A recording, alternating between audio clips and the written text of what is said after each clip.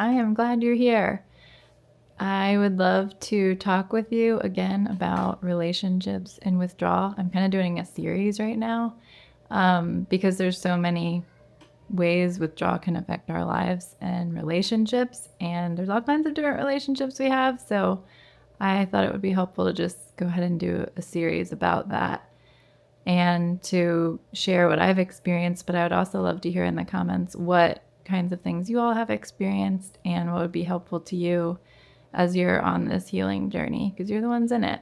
So for me, I was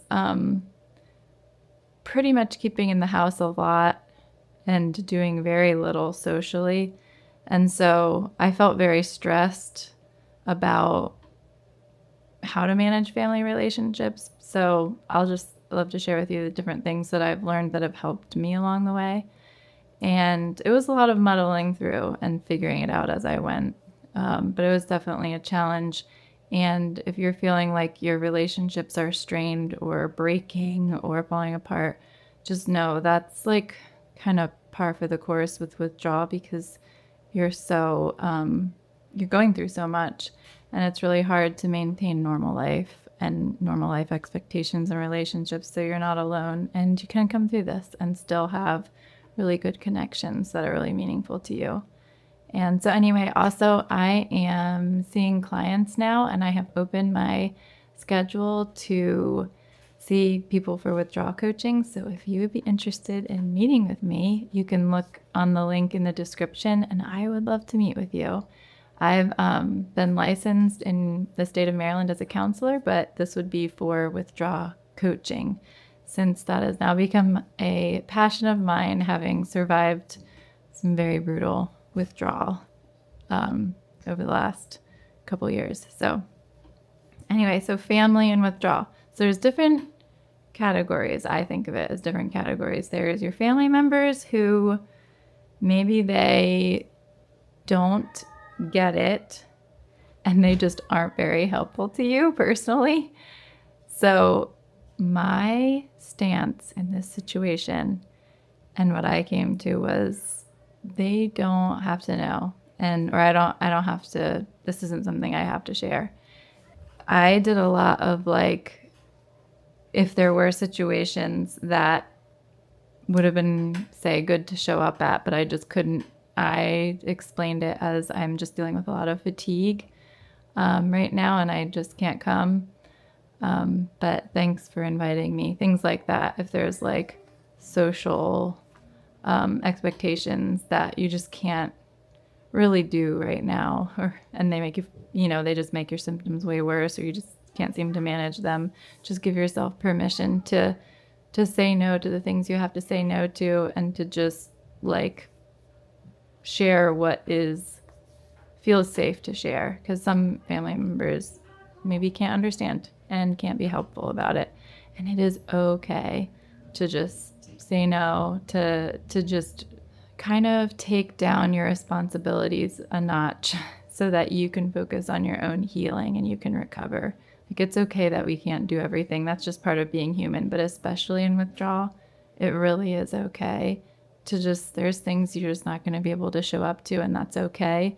And you can let people know, hey, one of the things I used was, I'm dealing with a chronic illness and it's getting better, but I'm just not back to my full energy. And then I didn't have to like feel like I was exposing myself to people who maybe really couldn't understand, or I didn't feel like I could trust with the details of what withdrawal was at the time and how like vulnerable I was feeling at the time.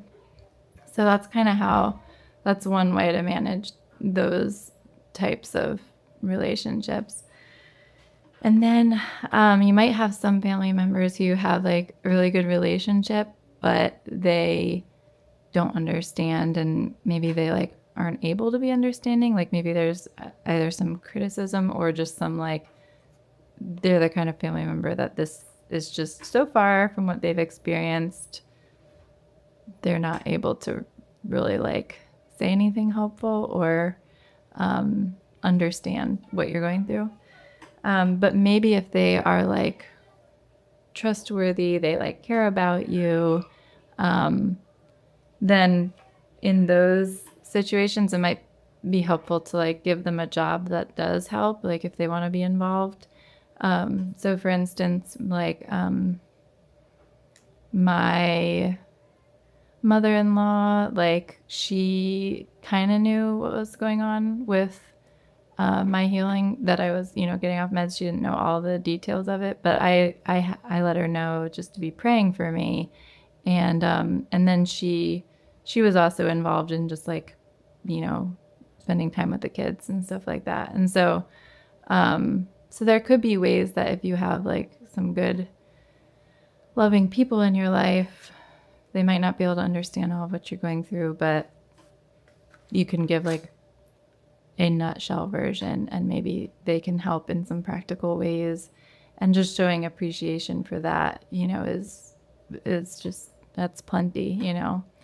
And then if you're one of the people who has family members who really can get withdrawal, like really understand it, like either they did some reading or went to a talk, listened, to a talk or watched a show about it, or maybe they went through it or had a friend who go through it and they just have the capacity to be understanding, then you are one of the rare few.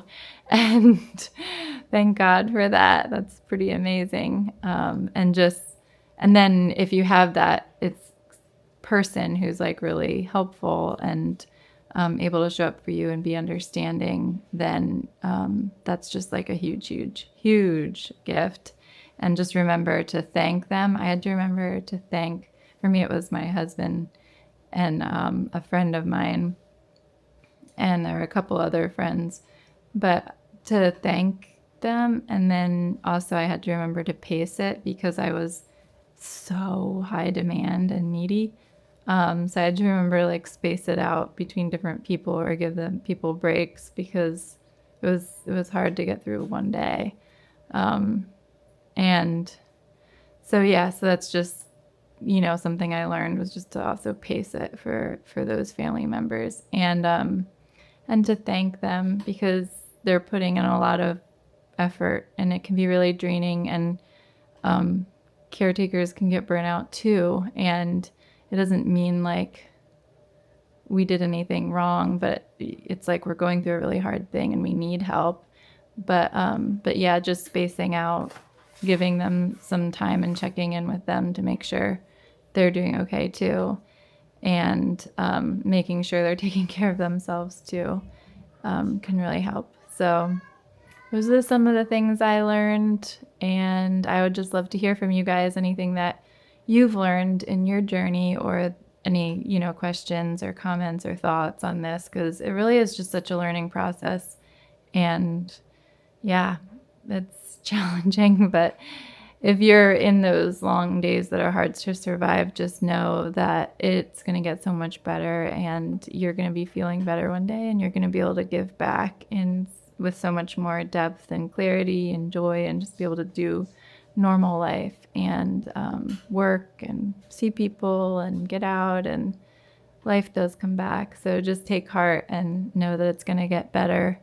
And yeah, if you would like to meet with me, you can see in the description below my link to my website, and you can even sign up for time with me. So I'm really excited to walk with you guys through this and to come to a place of healing. So, all right, take care. We'll talk soon.